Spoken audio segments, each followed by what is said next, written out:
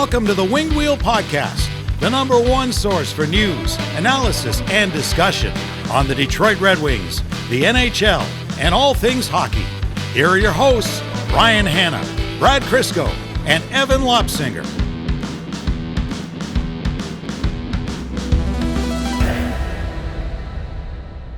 We have to start weaponizing your ability to predict the future, Evan, because at what point could you have predicted a 10-goal game this season? And to the game. Apparently on Sunday. That was when I could do it. You have to start, give us this off air so we can turn it into money, please. I wish I could do it to predict the stock market or anything of use, but it just seems to happen in a fever dream during an episode. What's the best predictor for future events? It's no longer past events. It's whatever Evan Lobsinger says on the Winged Wheel podcast, because you have called so many things this season. As that game was going on and the goals were going up, I was like, oh my God, it's actually like this. This SOB actually got it right. As soon as I started to see the score go up too, I had the same thought. I was like, did I say something about this on the podcast? There's no way you remembered what you said. Just pre-show, I was telling Evan about an edit or something in a recent episode. I was like, oh, do you remember when I said this? Like 2 episodes ago. It was about a major part of the episode. And Evan was like, no, this guy doesn't remember anything about anything. As soon as I walk out that door, it's like total recall. Just out it goes. It's like your degree. You don't remember a single thing about it. Absolutely not. The WWP reverse jinx also held very strong through that game because the episode the day before, we used Andrew Copp's goal list road as a punchline to emphasize a point, and guess who gets 2? Got to. Compher, we talked about Compher not producing. Didn't get on the score sheet with a goal, but multiple plays with assists and was looking alongside Copp too. Like, it was loud. And I think recently Evan even said, you want to see more physicality or the big hits from Seider again. That wasn't too long ago either. You must listen to the podcast because he blew a couple guys up that game. It was amazing. No, that was in the Patreon exclusive last one because that's when I went on the rant with a lot of F-bombs that I can't repeat here, but basically along the lines of, would somebody please effing hit somebody? Yeah. There's no way Seider didn't hear that. Winged Wheel Podcast patron. That was huge. And we'll talk about that because if we ever have a chance to make violence a feature part of the episode, Evan's going to be all over it. Welcome to the Winged Wheel Podcast, here to talk to you about all things Detroit Red Wings hockey, the world of the NHL, Sebastian Cossa'S debut NHL win, and then being sent down after, and lots more. I'm one of your hosts, Ryan Hanna. I'm Brad Crisco. And I'm Evan. On this episode of the Winged Wheel Podcast, we're going to be talking about Detroit's game against Buffalo, a wild 6-5 shootout win, which was headlined by Sebastian Cossa'S debut NHL win, but not the way Red Wings fans assumed it would have happened. All the storylines from that game, Moritz Seider just taking absolutely no prisoners, the back and forth, all of that and lots more. We're going to be talking about different aspects to the Red Wings game right now, including what has happened with Sebastian Cossa being sent down, what his future is with the team, what's going to happen with Talbot, Lyon, Husso, and others. And we're going to be talking about Moritz Seider upping his physical game, how he's doing alongside Simon Edvinsson. Plenty of stuff with the Red Wings before we get into Red Wings prospect news that came out recently, NHL news, and lots more. Before all that, I want to let you know 2 things. First, if you want to join us for Winged Wheel Podcast Nights in partnership with the Grand Rapids Griffins and or the Detroit Red Wings, go to wingedwheelpodcast.com/links or go to the links in the episode description. Saturday, January 18th is the Grand Rapids Griffins one at Van Andel Arena. And Saturday, March 29th is the next Detroit Red Wings version. They all feature pregame live recordings of the Winged Wheel Podcast, exclusive co-branded merch with the Griffins logo and the podcast logo or the Red Wings logo and the podcast logo. The Griffins one is that gray beanie that you see on the podcast table right now if you're watching on YouTube, or go to our Twitter if you haven't seen it. And the Red Wings one is a Red Wings and Winged Wheel Podcast co-branded barber pole jersey. So once those tickets are gone, they're gone. We have the most that we can have out there. So again, wingedwheelpodcast.com/links or go to the links in the episode description. Secondly, this podcast is primarily supported by our Patreon supporters, patreon.com/wingedwheelpodcast if you want access to benefits like our Patreon exclusive Discord, bonus content in the form of bonus episodes, which record right after these main ones, and other bonus content, as well as automatically being entered into all of our giveaways. For example, we give away 2 tickets to every Detroit Red Wings home game. Again, patreon.com/wingedwheelpodcast. The Red Wings and the Sabres. Another mid-off, to put it gently, between these two teams. But again, the Red Wings did show up and produce 5 goals plus the shootout winner in this game. A wild game back and forth. So why don't we start with first the decision that had some Red Wings fans upset leading into this game, which was starting Ville Husso once again and not turning to Sebastian Cossa. Husso, who had been playing well, but with multiple starts in a row, they were worried that that wasn't going to hold. So thoughts on that decision by Lalonde to go to Husso on the road? I'm lukewarm on it. I think we even said last episode, I could have been swayed either way on that argument. Husso had done nothing to deserve being benched or not playing that game. He had been fine for the previous 3 games. I don't think he was a world beater by any means, but I don't think you could point to him for any of those losses. And yeah, Cossa really wasn't even supposed to be up yet, wasn't part of the plan. Just injuries kind of forced the Red Wings' hand, so they clearly didn't want him playing as part of the original plan. So it all made sense in my head, and I can see the justification. That being said, the team was playing very sleepy, unmotivated hockey, and Cossa had been the good soldier, been up there, backed up for 3 games. I would have started him, just if for no other reason than to give the team a kick in the ass and say, hey, go get the kid his first win and give him a taste of what the NHL is like. Because while he was up here, I didn't expect him to play more than probably a game, but I wanted him to get in a game so, again, he can get the feel for NHL pace, NHL shots, NHL hockey. So then he's got that in the back of his mind the rest of the season, what he has to prepare for next season, ideally. And with Talbot looking close to returning, if the game didn't go the way it did, he might not have got in a game at all, which that would have rubbed me the wrong way. You're going to make him come up for a week and a half, 2 weeks.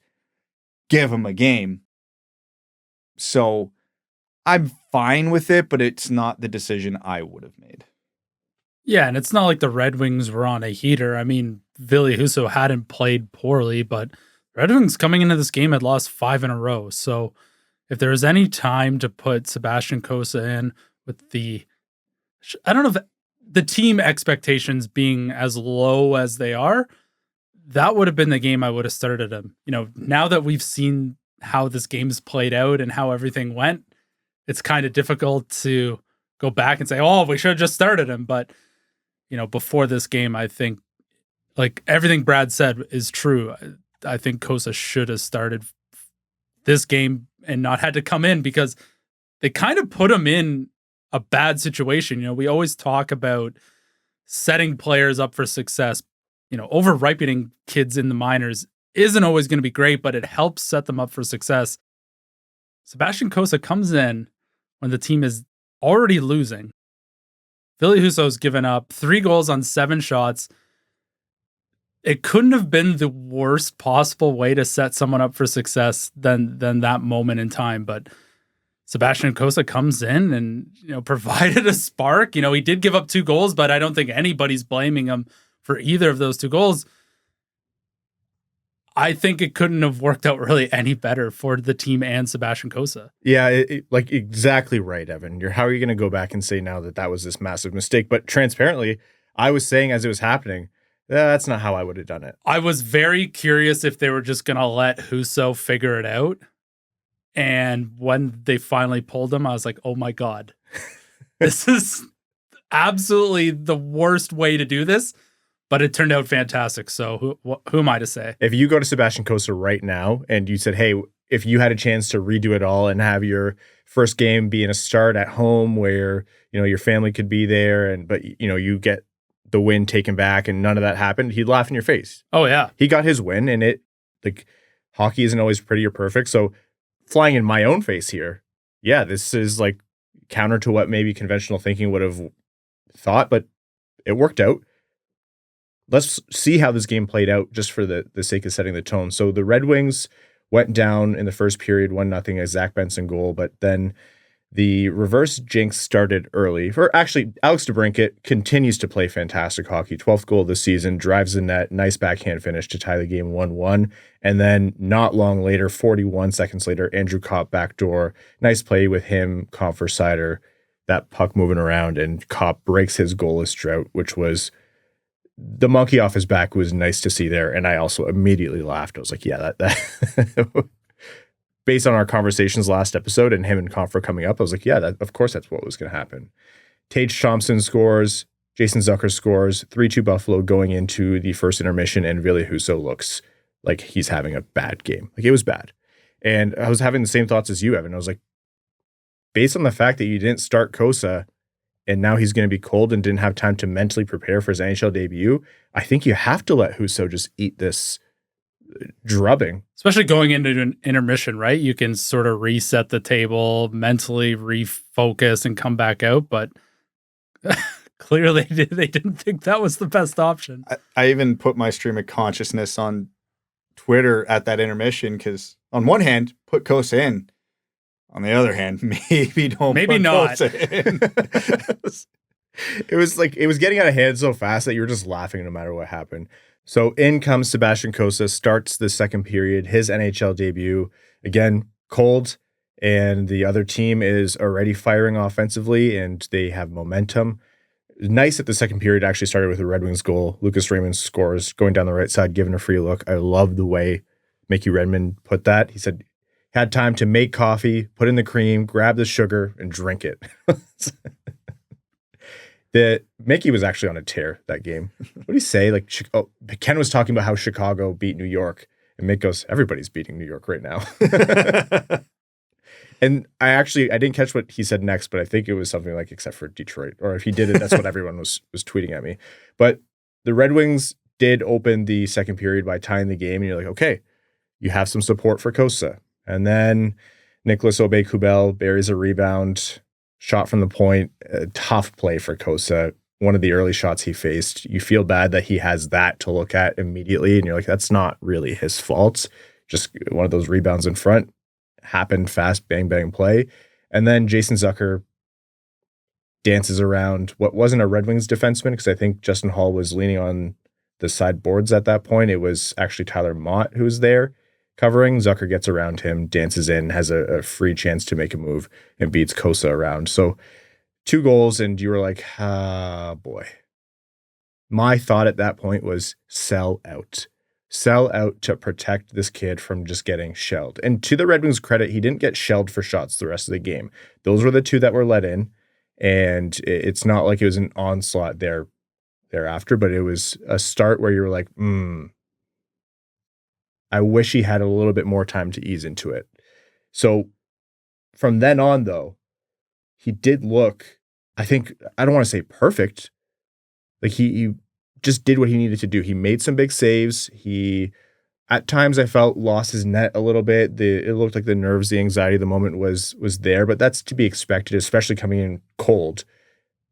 I thought he did what he needed to do. I thought he was good, all things considered. Again, not a perfect game, but you'd be insane to expect that considering the context.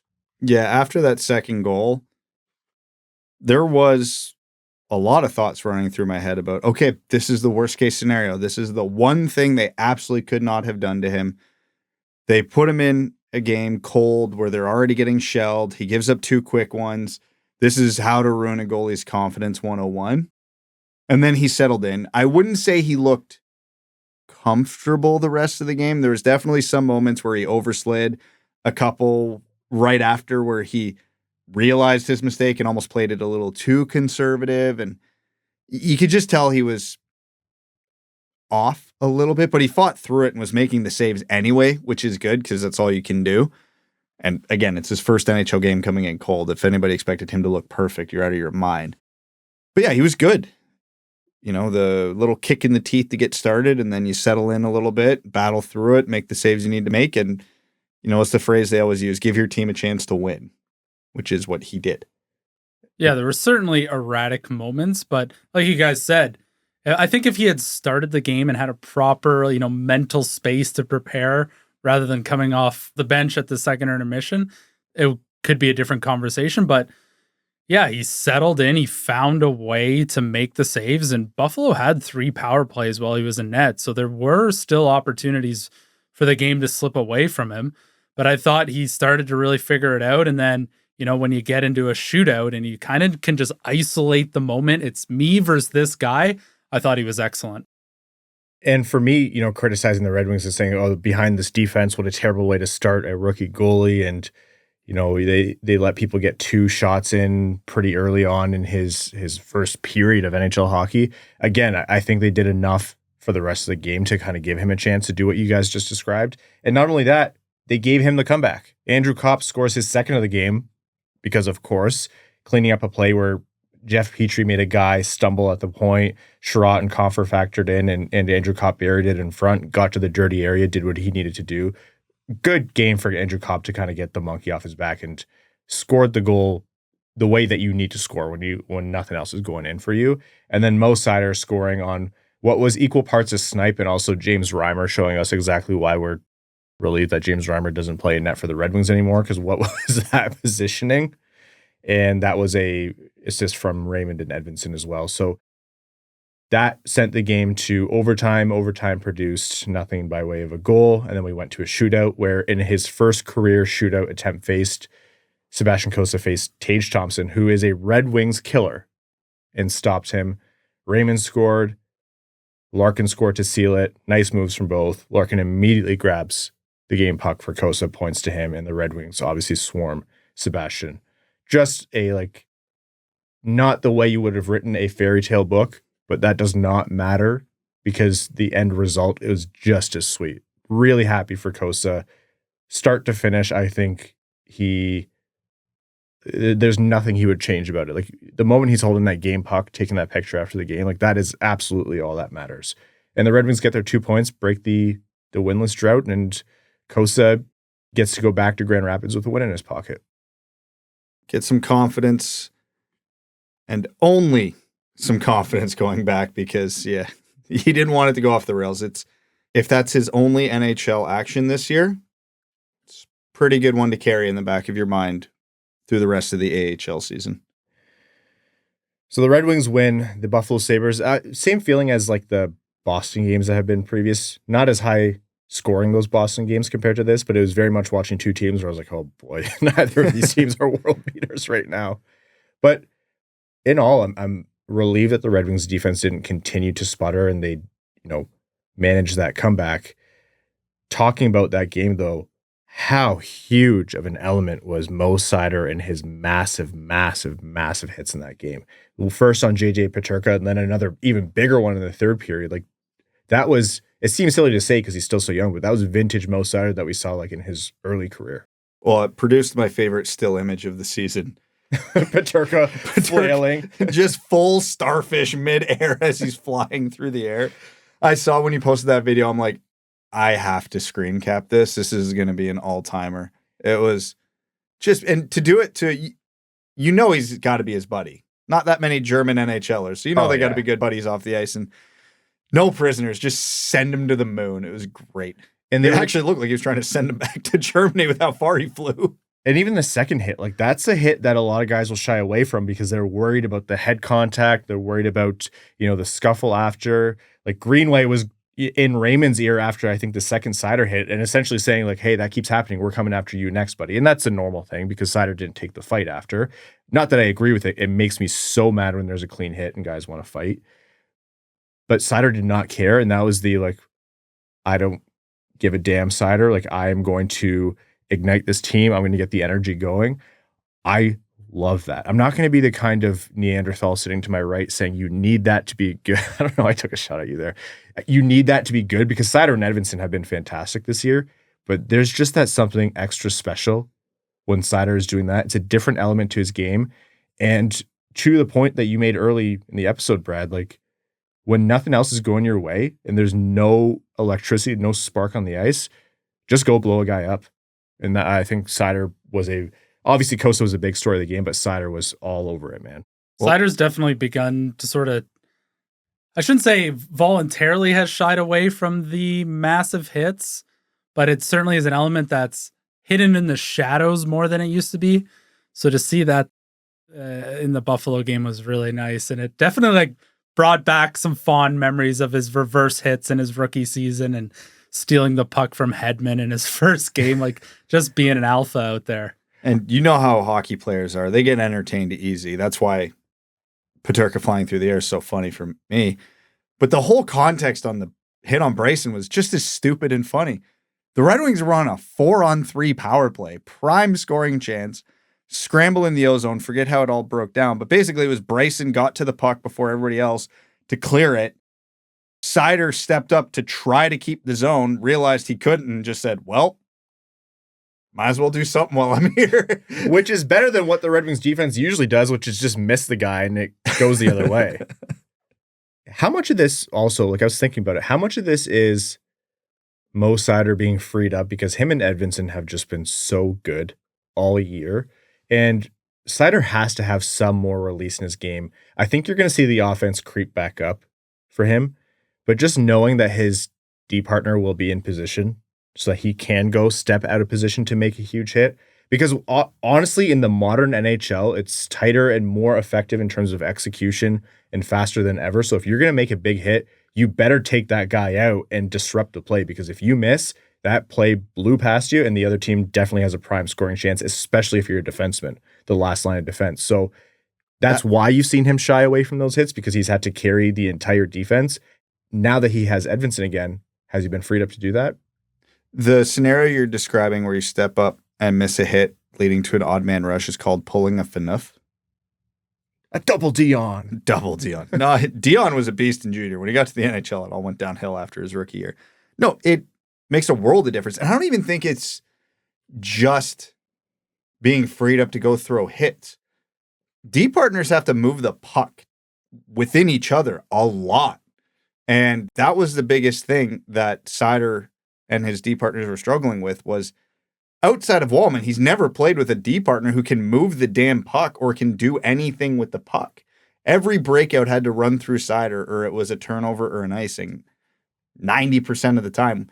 Now it doesn't matter which of them carries the puck up the ice. Hell, I'd argue Edvinsson's just as good at it as Seider is. So it creates options. It doesn't create this one side of the ice dependency going forward and going backwards. So while it doesn't change the dynamic a ton when the puck's coming up Seider's side or going down Seider's side, it is that level of comfort now that risk is allowed back in his game in every aspect, because he's not worried about the instability on the other side. And that's the kind of thing where it's like people are saying, oh, what else is there to Seider? Besides him continuing to improve as a defenseman, I do think those aspects to the game have been artificially kind of suppressed for the reasons that Brad just outlined. So again, the Red Wings get the win, and that doesn't just mean 2 points for them in a shootout win. It's also the first debut NHL win for a Red Wings goalie since Peter Mrazek in 2013. Crazy. Pre-Winged Wheel podcast days, which was, I mean, that's a blast from the past. I remember how excited we were about Peter Mrazek as a goalie too.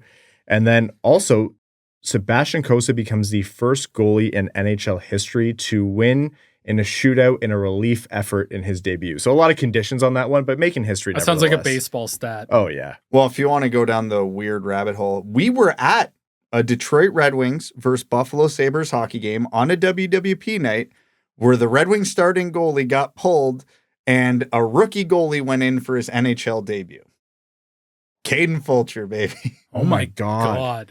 And to connect it all together, do you know where Caden Fulcher plays now? In my league.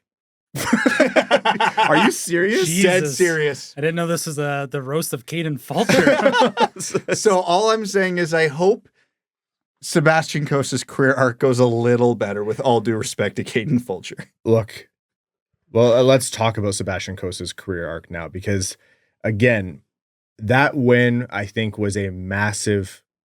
There's no monkey off his back. He's been unreal for the Red Wings organization all year with what he's been doing down in Grand Rapids. So he could have come in, and as we said the past 2 episodes, he could have come in and sucked. In this scenario, he could have been awful. Let in 7. The Red Wings could have lost by a lot. And I think anyone who would have said, oh, Sebastian Cossa, like, all on you, rah, this is terrible, I would have said you're dead wrong because of the circumstances. He came in, and got his win. And the Red Wings got to look at what they hope is their franchise goalie of the future. You spend a mid-first round pick that you traded for to get him. That is your franchise solution in net, you hope.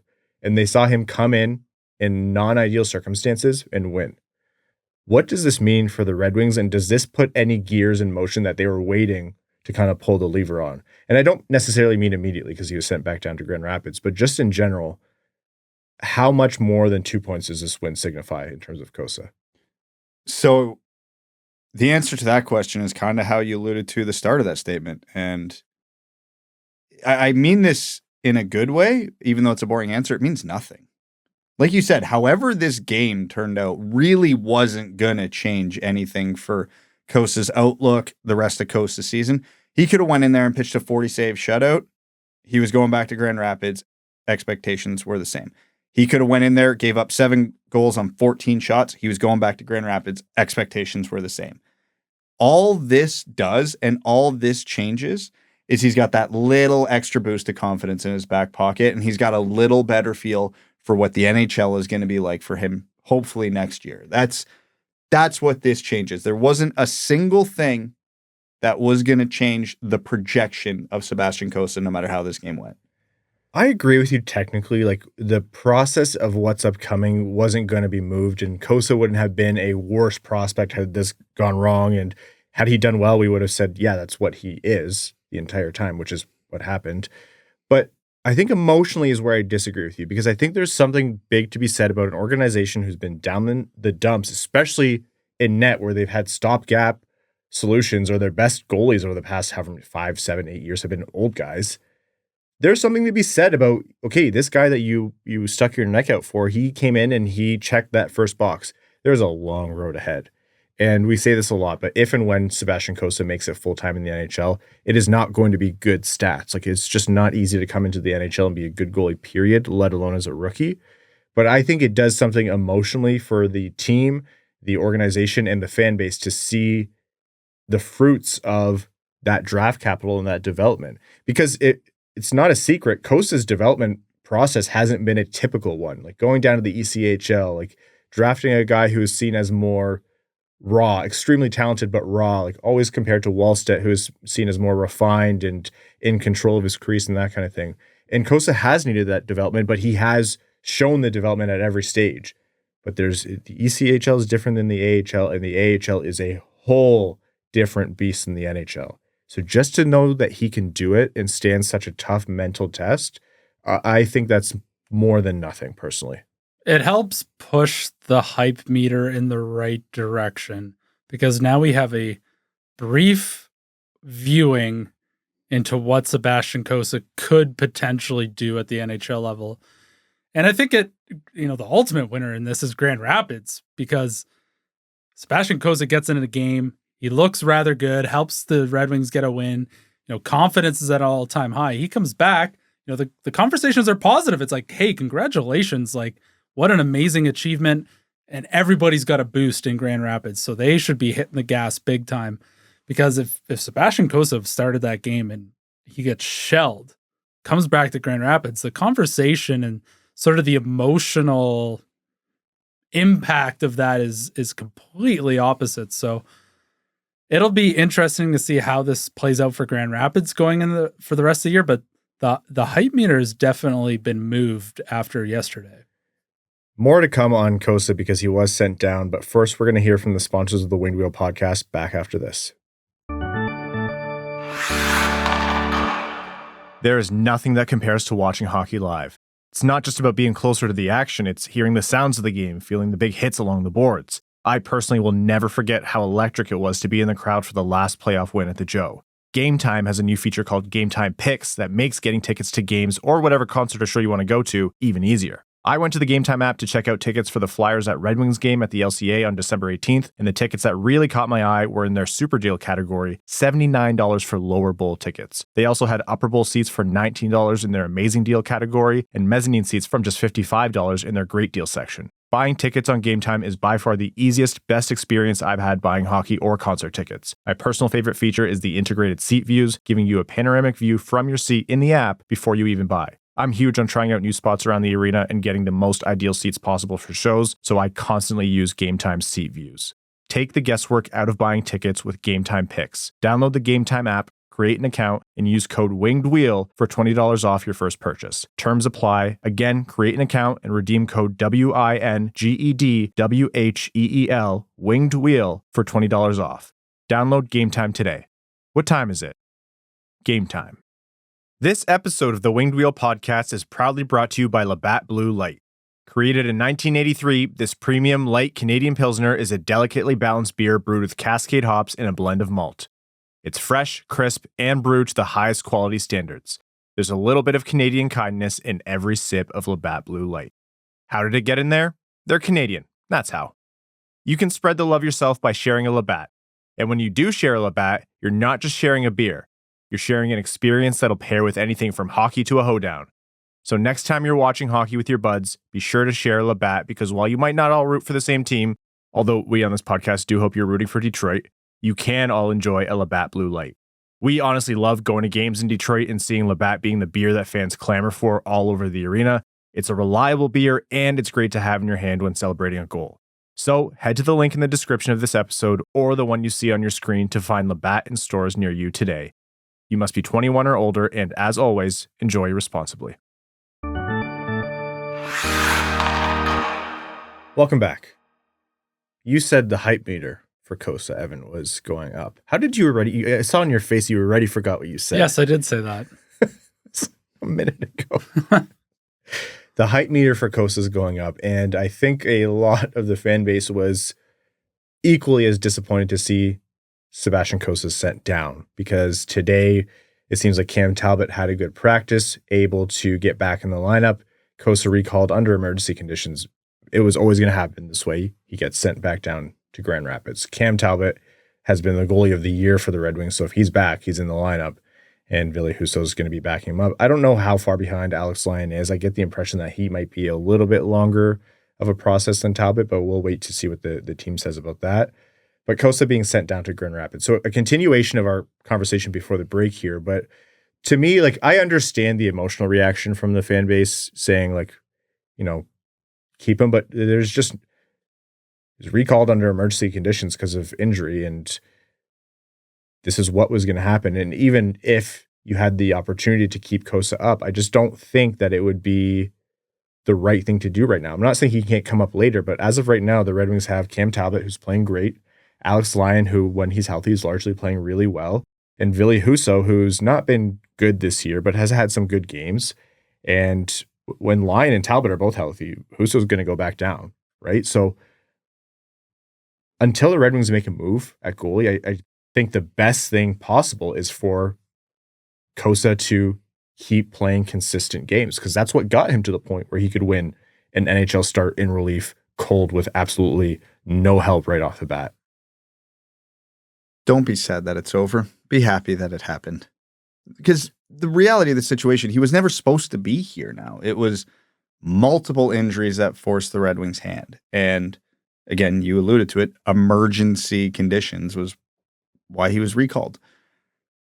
We've talked about yo-yoing of prospects. You don't want that to happen. You want them to play. You can 3x that for goalies. You want rhythm. You want consistency. Yeah, like Evan talked about, the hype machine's up now. Emotions are good. Vibes are high. Time to get him back to where he's supposed to be, which is dummying the AHL. Grand Rapids, a top team, arguably the top team in the AHL this year. Get him back in that rhythm, have him finish out the season there, and we'll see him in camp, and hopefully he's pushing for that spot. I would expect he is going to be pushing for that spot.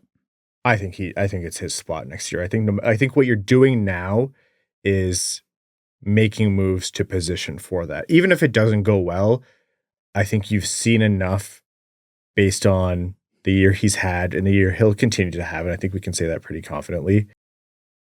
What we saw in Buffalo, that you almost force the issue with Cossa in your lineup as a backup next year. You have to have a solution for, what you want to do as a starter, and you have to make decisions for trades and stuff, but you can see the vision here, right? Talbot, Cossa, and then are they going to want to carry three goalies again? How's this all going to go? I don't know, but they have guys with value. And we talked on a recent episode, which made a lot of people upset about, you can trade goalies. Like, it's not easy to do, and there needs to be a need in the NHL, and Colorado's ruining that by picking up Blackwood. But you can still find a way to get value out of these guys. But in my opinion, like, this was probably always the plan, but you position it to be where Cossa has that spot next year. He has to earn it, of course, but there's not really a lot of question as to what the path is in my mind. I don't know if that's too ambitious. No, I agree with you guys, and I can't believe people would be upset that Sebastian Cossa is getting sent down. This was what was going to happen all along. He could have had a shutout in 4 straight games. He's still got to go down. Like, that's just the nature of how it is right now. It's like Talbot healthy, emergency conditions relieved. That's it. Yeah. You call back. Yeah, you can make other moves later, but then you have to decide you're going to send Husso down, that kind of thing. And I just don't think that was ever going to happen. No, I don't think so either. It's hard to say to people, hey, this exciting thing that was going on, it's good that it's actually ending right now on a high point. But to me, it's like, yeah, look at how that game went. Like, that very easily could have been terrible for Cossa. Take the win, take your profits. If it's good enough to screenshot and talk about, it's good enough to take profits. Yep. For any of you Wall Street bets sickos out there. So I was going to say that you walk into the casino with $100. When you get to $200, time to go. yeah. Or you double it again, and then again. So to me, and it's, as Brad alluded to before, like, there could be other opportunities this season. Trades could happen where the Red Wings are all of a sudden a lot thinner, and Husso isn't the first line of defense because he's actually backing up because they traded Lyon or something like that. You don't know how this is going to shake out. To me, this is just a net win for Cossa, and it's even more reason to be excited for future. So I get it. I get why it's disappointed. And the point that was made to me when, Husso was originally given the start for the Buffalo game, and I tweeted out, I was like, I would have liked to have seen Cossa, but it's not the end of the world to me. Someone said, like, it's not about it, Husso playing well or not well the past few games. It's just that this team has no spark right now. And so that's why people want to see Cossa. And I thought that was a really good point. And that, I think, carries over to this. People want to continue to see the spark. I would have loved to have seen a Cossa home start, but I think you just have to wait a little longer. It's all right. The crazy thing to me is, and this is making something up out of nothing that didn't happen, but well, that's what podcasts are for. yes, let's theorize. Apparently that's what Twitter's for. Let's theorize our anger. If the game went how it went, well, actually, we wouldn't even know how it would have went because I think Cossa helped the Red Wings find the victory. But there was definitely an opportunity or a timeline where Sebastian Cossa plays 0 minutes and goes right back to Grand Rapids. I wouldn't have been. I initially, that's what I thought would honestly happen when he was called up, but then he was up for longer than I expected, and then we continued to have the conversations on the podcast.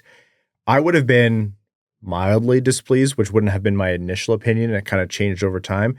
But it wouldn't have been the end of the world to me. I would have just thought it was a missed opportunity. Well, I think we can say with reasonable confidence that the plan was for him to not play any minutes. Because if Husso doesn't poop the bed in the first period of that game, he's not going in, and Talbot's back next game. Yeah. As it looks right now, Talbot's back next game. Cossa would be going back either way. They're not going to hold him up for another day to give him a game when Talbot's ready. So why don't they just call up Jack Campbell at that point if the plan is to not play a single game? Because he's just getting going in Grand Rapids. Like, I don't think it's... I think but if he's not going to play, what does it matter? No, because he could have played. Or not. Well, I think the timeline, when Cossa got called up, Campbell had just gotten back from the player assistance program. I think he only played 1 game for the 4 games Cossa was up. So very clearly he's not fully back up to speed. And yeah, my opinion when Cossa first got called up was, I don't care if he plays, if he's up here for a game or 2, maybe 3. When it looked like it was going to be longer term with Talbot and Lyon, and by longer term, I mean a week and a half, 2 weeks instead of a couple games, there should have been a plan to get Cossa in a game because you don't want your top prospect sitting there for 2 weeks without playing. And the Buffalo game looked like it was the most ideal start for him to get. So I think it was ultimately a mistake when he didn't start that game. Not a big one, not a life-changing, earth-shattering mistake. But then, yeah, it would have turned into he's up here for almost 2 weeks, doesn't play a game, doesn't play for Grand Rapids. It felt like a waste of time. I understand they didn't have anybody else to call up at that point, so I get it was him. So if we now repeat this process potentially, let's late January, do you then call up Jack Campbell instead? Like, I'm just curious what the operation would be there. I think it depends entirely what's going on in Grand Rapids at the time. But if everything's lining up fairly similar to how it did on this one, yes, you call up Campbell. You let Cossa stay in his rhythm. Disagree. If they're going to play him when they call him up, I say yes, you call Cossa up. I want Cossa playing for the Red Wings instead of Campbell. But as we can now tell, the plan was here, Cossa wasn't going to play. So if that is the plan on the next one, I don't want him to be the backup. If the plan is to get him in a game while he's up, then yes, absolutely, it's Cossa. But based on how this shook out, yeah, it probably should be Campbell the next time if the mindset of the organization is the same. Okay, but the thing is, remember that when Cossa gets called up, that's an NHL check. He makes more money. Secondly, when Cossa gets called up, that's a, hey, kid, like you've been working your ass off and you've come from the ECHL all the way up here. You deserve to be rewarded. There's something to be said mentally for the prospect as well. And not only that, I think you also have to consider where are the Red Wings in late January and where are the Griffins in late January. So that's to your point, Brad. If the Griffins need to continue to try to win games with whatever part of the season they're at when the call-up hypothetically happens, then you consider that. But also, in this hypothetical, I'm assuming Husso's down there, and Husso does great with the Griffins too. And then with the Red Wings, where are you? If in late January the season's kind of just then yeah, to me that's even more of a weight towards Cossa there, because then you can play him more risk-free. But if you're Jeff alone trying to preserve your job, or if you're the Red Wings trying to stay in the playoff race, then that to me is also you call up Cossa, but you're not exactly trying to get him to play, kind of. Well, that's the point you said a couple sentences ago there is exactly it. If you're going to play him. Like I said, they had him up for 4 games and started him for 0. If that is Lalonde or Yzerman, whoever's mindset, the next time they need a call up, it shouldn't be him because, yeah, I understand the point you're coming from with, hey, you've been a good soldier. You've been playing awesome. Here's a little pay bump as a reward. You could say the same thing about Campbell if he comes back. And you made $1 billion trillion for free from the NHL. I will not hear that. You know what's better than $1 billion, Ryan? $2 billion. Exactly. He would know. Yes. But either way, you're dressed awfully fancy today. We're not getting into this. CEO Evan. But no, it's Grand Rapids dependent will be the big thing because, again, they'll probably need him. If he's a starter, you got to treat him like a starter of a professional hockey team, which is you got to run with it unless we absolutely need you. Again, it's worth repeating. The only reason he was up this time was because there was no one else to call up. Okay. That's like, I honestly think it's at the end of the day, it's not the end of the world if he comes up and doesn't play. And it's also, I think it's worth pointing out, like you're making a good point in that, okay, yeah, the Red Wings wouldn't have played him if Husso didn't have a terrible first period.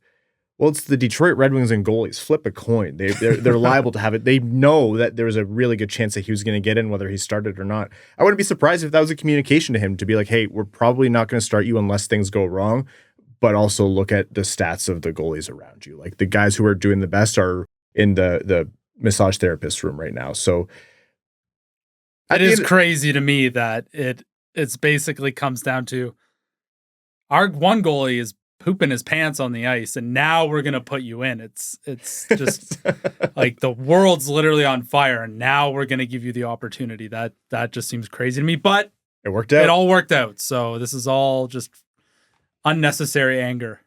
I don't think it's anger. I think it's just the fan base had a reaction to him going down, and I still stand by what we said at the start, which is like I think you have to just look at the positives of this because this is technically and considering the context how it was going to go. Okay, moving on elsewhere, Max Plante made a good point in one of his articles on the Athletic Detroit, and I'll link it, but he mentioned something about, Cossa did great that game, and Seider and Edvinsson did great that game, especially Seider with his physicality, but he did close off the article, I believe, with Patrick Kane has to get going. And the Red Wings have to get Patrick Kane going. And we touched on this last episode, but I want to jump back at it because I think there's two reasons why the Red Wings have to prioritize getting Patrick Kane going. First, because you want the offense to do better. Plain and simple, you need the offense to be doing better. And I know that's silly to say after a 5-goal game, but that's not been the norm for Detroit. If Patrick Kane is going, the players around him are going. And I do think he has more in the tank than what he's shown this season. Also, depending on how this season goes, and I mean, listen to the last episode, Patrick Kane's future is more about trade value potentially for the Red Wings than anything else. And it's going to be a lot easier to sell Kane with the demonstration of, hey, he can still do it. I don't think there's a question that the talent is there, but if a team like Florida or somewhere else is at the trade deadline and they're thinking, does Kane have it this season or is he fighting something?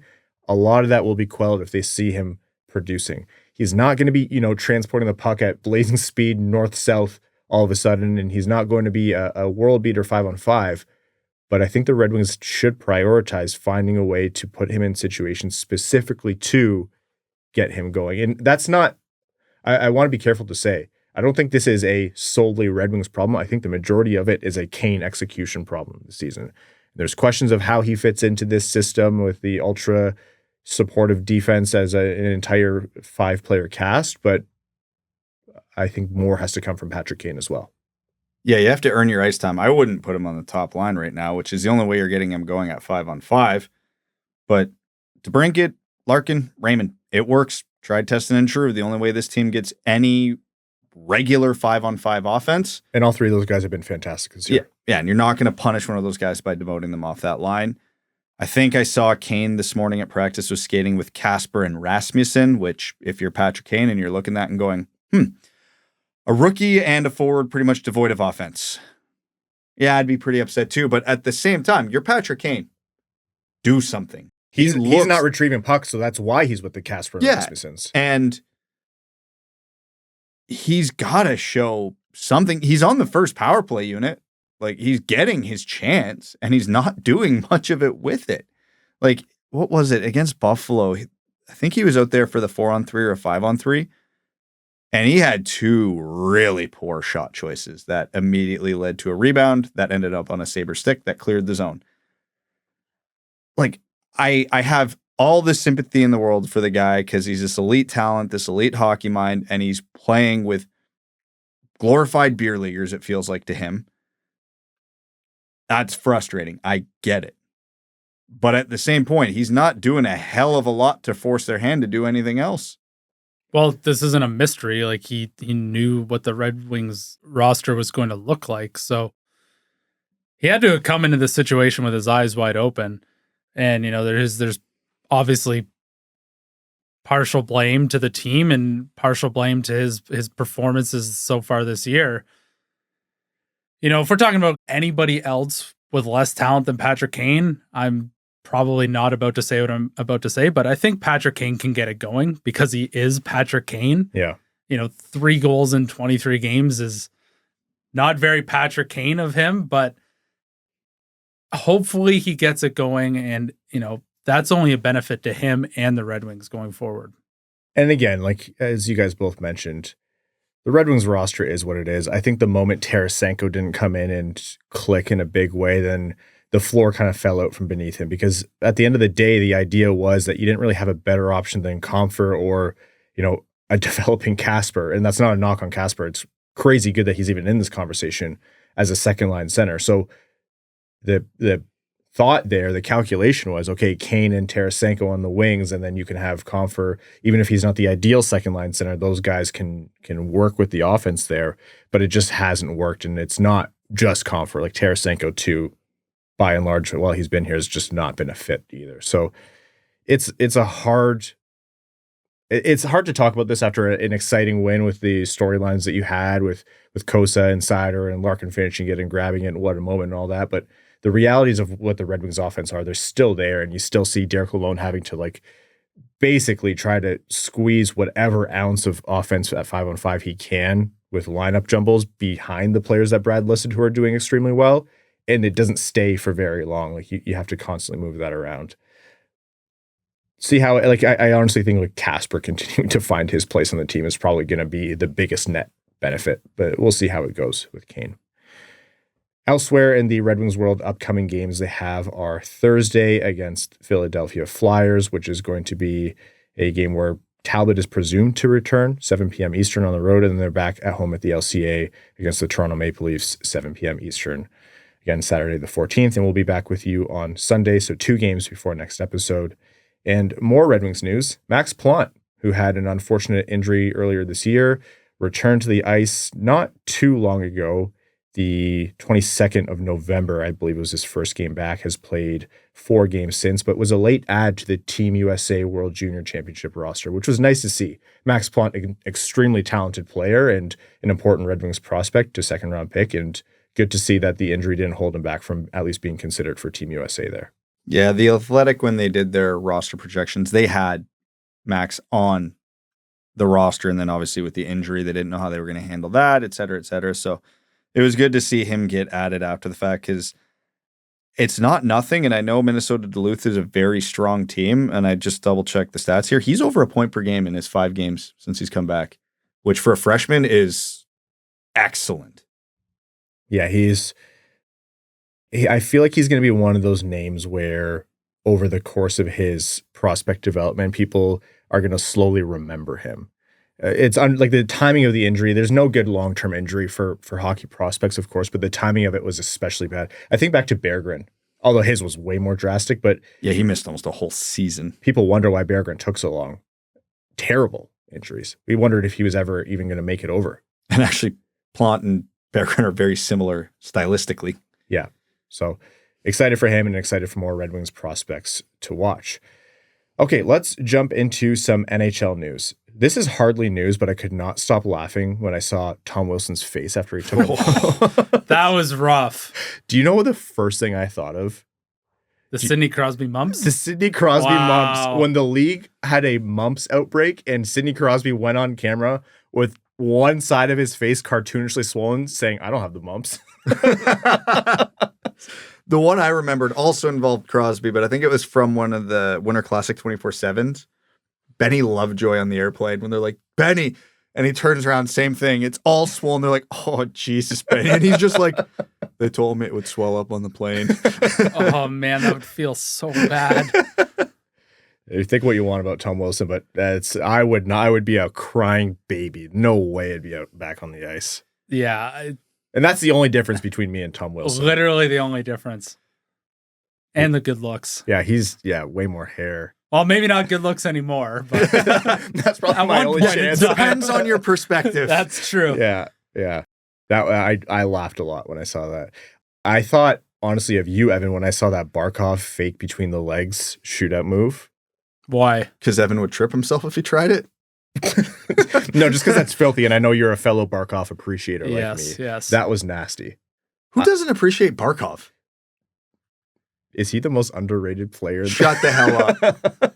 Shut the hell up. Hot take. He might be the most underrated NHL player. Is the most overrated NHL player of the last while Mika Zibanejad, and would you shy away from getting him in a trade deal where he came cheap, or is this an opportunity for a team to pick up Mika Zibanejad?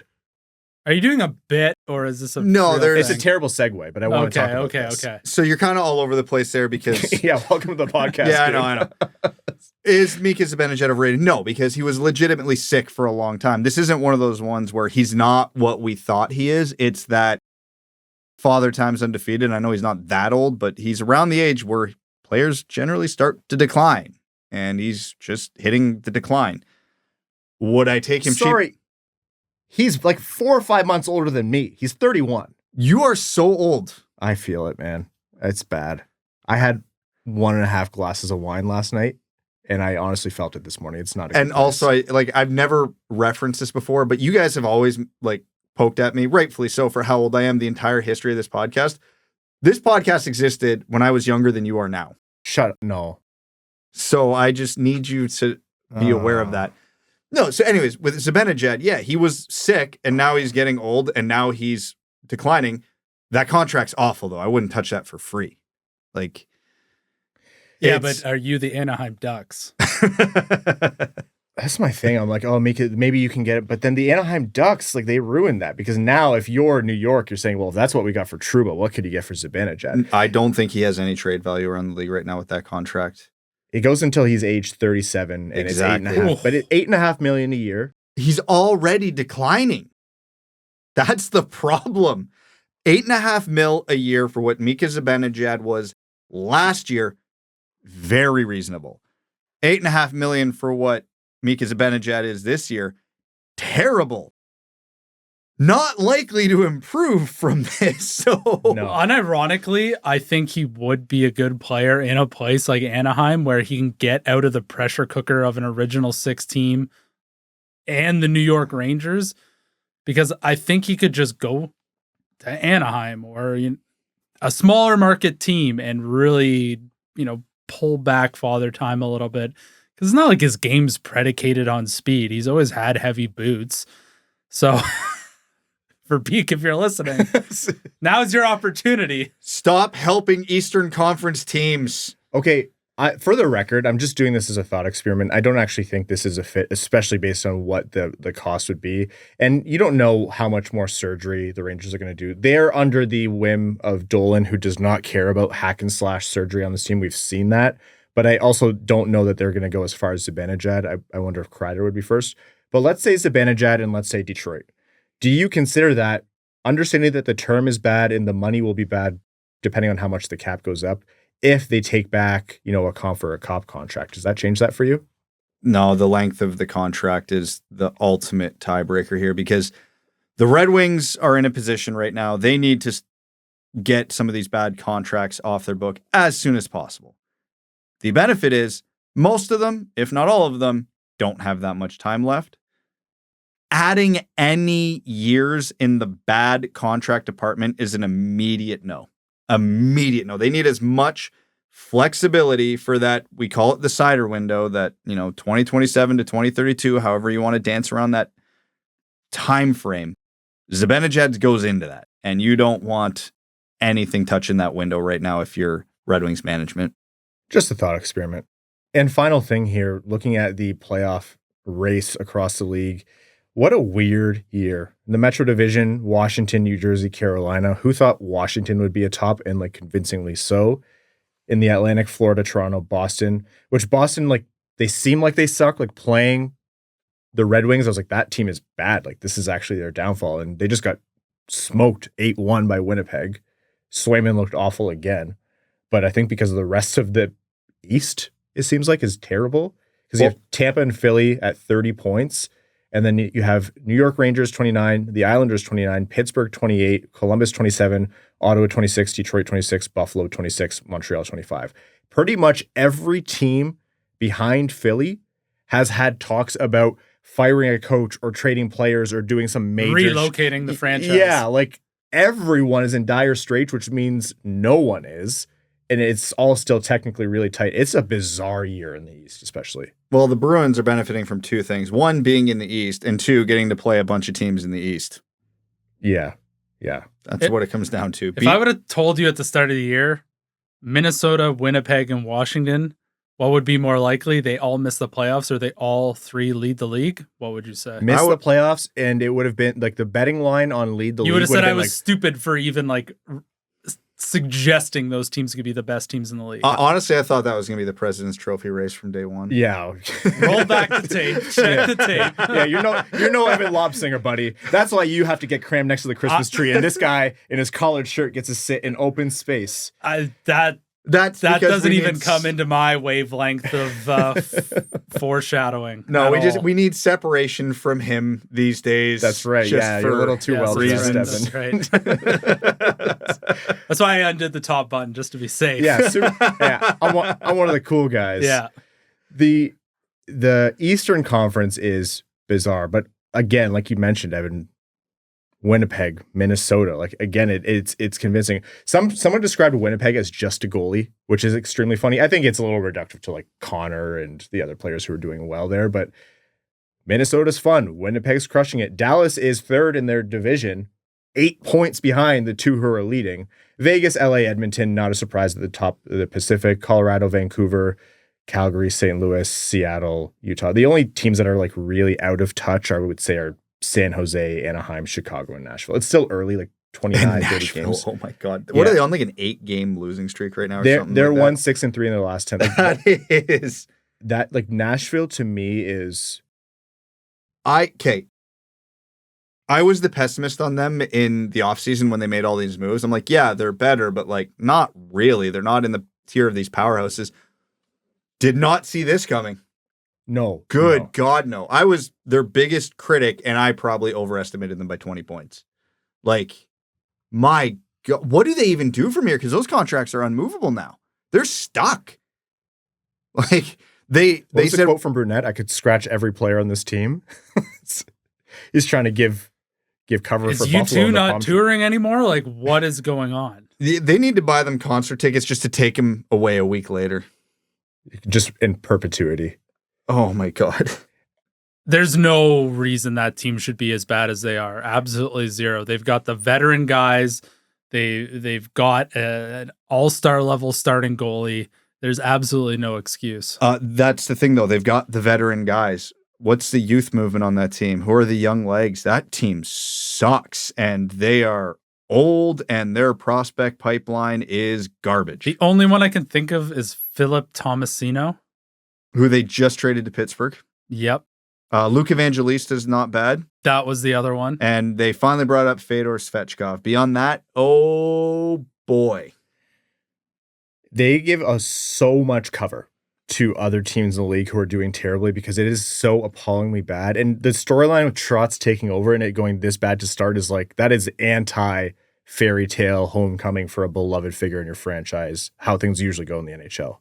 Even if Trotz would have ended up being a crummy GM, he'd at least have a few good years. But like, it's not as if he inherited something bad and has just been sitting on his hands waiting to make moves. He made big moves day one. I wouldn't even say the moves he made in the offseason were bad. Obviously, you could argue the contracts are bad, but bringing in those guys when he thinks that they want to win, or his idea is that they're going to be a competitive team.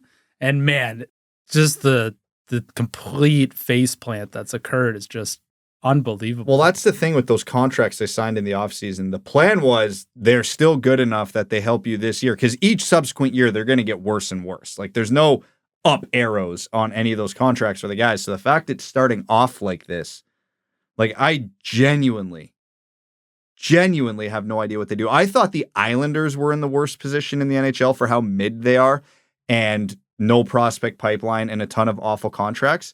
Now Nashville just put themselves in the same boat, except they're worse than the Islanders this year. Thanks, Nashville. They've lost 8 in a row. Yeah, but NHL.com has it as 4 losses in a row because there's an OT loss in there, a shootout loss or something. Couple participation ribbons. That's right. Yeah, that's my... Oh, God, that irks me. It's 8 losses. Yes. Yeah, ask the team if they feel like if they lost 4 times in a row or 8. I guarantee you I know their answer. Imagine in the press conference, like, well, actually, oh my God. We got loser points in the shootout, so it's actually only 4 losses in a row. It's basically a tie. The NHL column says L4, so that's why when the team's like 10-5, it's like, oh, they're 500. I'm like, no, their points percentage is 500, but that is not a 500 team. No. It's not a 500 team at all. Anyways. Okay, let's head into our final segment on the Winged Wheel podcast. We're going to overtime. Overtime is brought to you by our Patreon supporters. Again, patreon.com/wingedwheelpodcast if you want to support the show. You allow us to do things like continue to make this show bigger and better, produce more great content, like when we have Max Plante of The Athletic Detroit on the show for Good in the Room and entire episodes. And you also allow us to support the Jamie Daniels Foundation, which, speaking of which, Hot Stove Stories Rounding the Bases with Mike Tirico and guests is on Tuesday, January 14th. Get your tickets today, jamiedanielsfoundation.org. They are going fast. It is a fantastic event. It's not just Mike Tirico hosting. You also have Jason Benetti, Dan Dickerson, Len Casper, Dan Schulman. Really, really great time. Highly encourage it. You might actually see one or two of the Winged Wheel podcast hosts there. So again, jamiedanielsfoundation.org. Okay, let's jump into our overtime questions here from our Patreon supporters. Joey Jojo Shabadoo says, so happy for Cossa. Although I had to watch most of the game on my phone due to the wonderfully janky Simpsons Monday Night Football, seeing Lisa burn the Cowboys defense to win the game may have been the highlight of my year. It's always fun to celebrate the Cowboys' downfall. My question is, could the Four Nations, because, the Yankees just lost the World Series and now this, so it's been a hard year for Cowboys fans. My question is, could the Four Nations tournament significantly benefit Lucas Raymond's game? Could playing with other stars help him develop more? Significantly, I'd say no, but yeah, there's a lot of positives that can be taken from this. I always think back to when Dylan Larkin played in the All-Star game and he got to play with Mitch Marner. Not to say that there was a massive boost to Larkin's game, but he definitely sort of came back and really continued to grab the bull by the horns, and he's only improved since then. There also is the risk that Lucas Raymond's going to go see this collection of talent come back and demand a trade when he looks around the Red Wings locker room. Too late, brother. You're locked in. That's why when that stupid Larkin rumor went out, and too many of my friends sent it to me, and they were like, is this real? I went, no, please have an ounce of critical thinking, please. Social media illiteracy is it's bad. Shockingly rampant. Yeah. And I even said to one of them, they're like, what if it was true? I'm like, so what if it was? He's locked in. He's at the start of a long-term contract. Too bad, buddy. Figure it out. But it's not the case. Larkin is like the heart and soul of the Red Wings. And it's so dumb. It's so dumb. And the person even admitted to it right. Anyways. But yeah, I agree. It's not like overnight Larkin's going to develop some facet to his game that he never had before. But I do think it's important. Like, these international competitions aren't just for the fans. Like, it's important to round out your career as a player, and these experiences all add up. And if you look at the all-time greats of hockey, all of them virtually have something to say about, outside of the NHL tournaments or kind of play. You get in an ecosystem with the best players of your nation and 3 other nations. Like, you're by nature going to pick something up. And even if it's just a little thing, when you have that much talent, it could explode into something massive. So I'm not saying no, but there's a chance. And, this is getting a little bit too Red Wings colored glasses here, but maybe a guy plays with Lucas Raymond and says, wow, yeah, that kid is that young. I love playing with him. If he's a free agent down the road, they think about that. They remember Absolutely. that. And especially when they're not North Americans, it matters a lot to have at least some of your countrymen on your team. Absolutely. Which is why it was what a tragedy to see Seider blow up Paterka like that. It's a real shame. Leon Draisaitl's just about to start that new contract. It's not going to come cheap. No. Bring him to Detroit. Joseph Barry says, what's going on with Tarasenko? We were all excited when we got him in the offseason, but he's just not played well. Is it an issue with the roster fit or the coaching scheme? What's his main issue? Maybe coaching scheme you can blame something on, but I don't know. I haven't seen enough consistently from Tarasenko to say it's anyone's fault but his execution. Like, there was mixed reactions when I asked around about Tarasenko when the Red Wings signed him, and some people said he still has juice in the tank if you can maximize it, but a few people said you're not going to see much, and it seems like they were right so far. There were flashes of brilliance. Well, there were flashes with the Kasper, Berggren, Tarasenko line, but ultimately you're bringing in a guy like Tarasenko to produce, and it hasn't been there yet. I'm not sure how you get a guy like him going. He's still shooting at a pretty elite level. He's just unable to get any clean looks. Like, even when he was on that line with Berggren and Kasper, he was the 3rd most productive member of that line in terms of who is driving the bus. And you can't put him on the first power play unit right now because who are you taking off of it? And look at who's on the second power play unit. Nobody's going to be able to get him the pucks. So you're kind of just stuck, unfortunately. Give Simon the Heart says, you only get to keep 2. Who do you keep out of the following prospects? Buchelnikov, Finney, Lombardi, and Plante. I keep saying Plante, but I believe it's Plante. That's extremely tough because Finney and Lombardi are the later picks, but they've produced. Buchelnikov and Plante are the higher round picks with seemingly higher ceilings at the time of being drafted. I think Buchelnikov's the easy pick of the 4. Even really, with he wasn't one of mine. He's like been top 10 in KHL scoring all year. Like, that is almost impossible to overstate how impressive it is for guys. He's on pace to not just set the all-time, U22 scoring record in the KHL. He's on pace to smash it. He's got the highest ceiling of this group by a pretty comfortable margin. Again, whether or not players hit their ceiling, et cetera, et cetera. I think he's the easy one. For the other 2, oh, man. Lombardi's doing it at the HL level, but he's older. Obviously, Finney for a 7th round pick's providing a ton of value, but I think I'm going to go with Plante. over a point per game. I know super small sample size, but as a freshman at a top NCAA school, I think if I'm going on just ceiling, it's those two. And that's what the Red Wings need right now. They have the world of depth. They need their high ceiling players to hit, at least a few of them. So I think I'm going to go Buchelnikov and Plante, but I think the gap between Plante, Lombardi, and Finney's marginal at best. Fully agree. And it sucks to have Finney lowered down. If Finney was drafted second round and producing like this, we'd probably be talking differently just to name that. But I agree, you go for the ceiling, but it's thin margins for me. That's how you know it's a good question, because you feel like you're leaving one person, or in this case, maybe even two, that deserve to be on the keep list.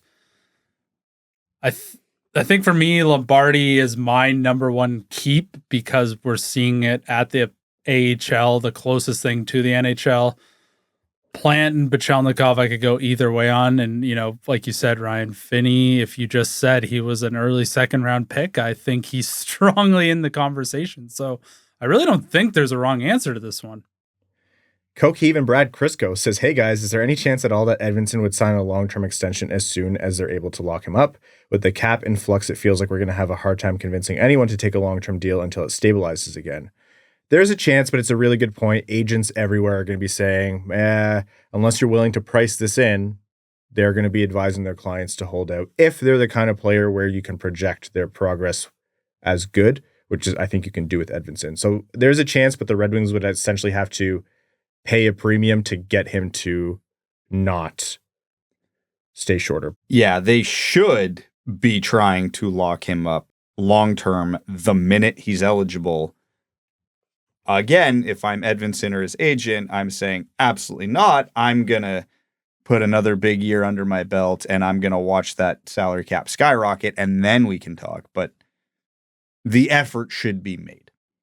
Okay, we are going to wrap up this episode of the Winged Wheel Podcast. We're going to be back with you on Sunday after the next two Detroit Red Wings games. Thank you all so very much for tuning in. Thank you to the sponsors of the Winged Wheel Podcast and to all of our listeners, new listeners and old. We really, really appreciate you taking the time and listening to the show. If you want to support the show and go the extra mile, patreon.com/wingedwheelpodcast, the Discord, the ticket giveaways to every Detroit Red Wings home game, 2 tickets, and as well, all of our bonus content, including bonus episodes. If Patreon's not for you, but you still want to support the show, subscribe wherever you get your podcasts, YouTube, Apple Podcasts, Spotify, and leave a rating, whether it's the thumbs up or the stars or whatever. Leaving that review and the rating does help. Tell a friend. All of that's a huge help to us.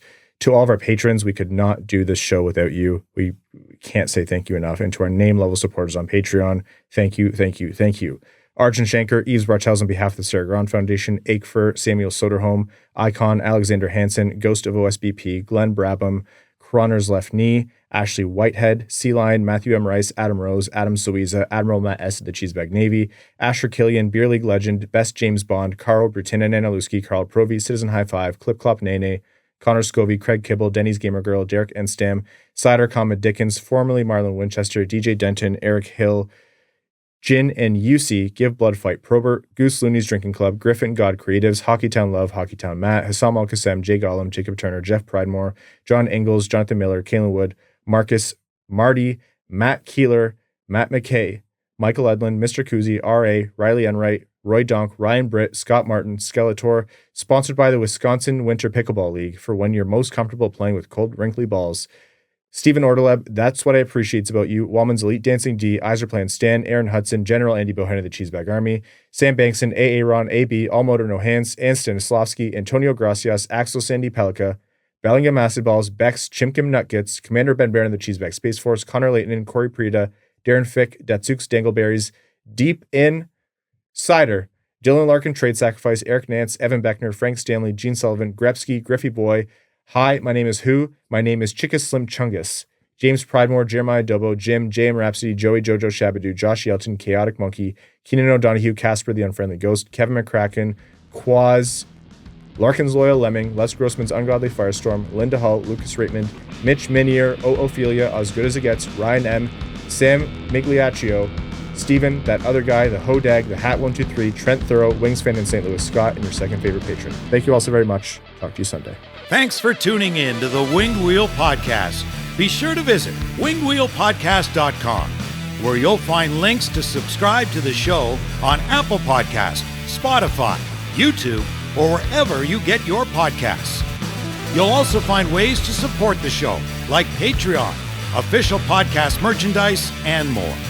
And don't forget to follow us on X at WingWheelPod, at Ryan Hanna, WWP, at Brad Crisco, and at Hockeytown Evan, as well as Winged Wheel Podcast on Instagram.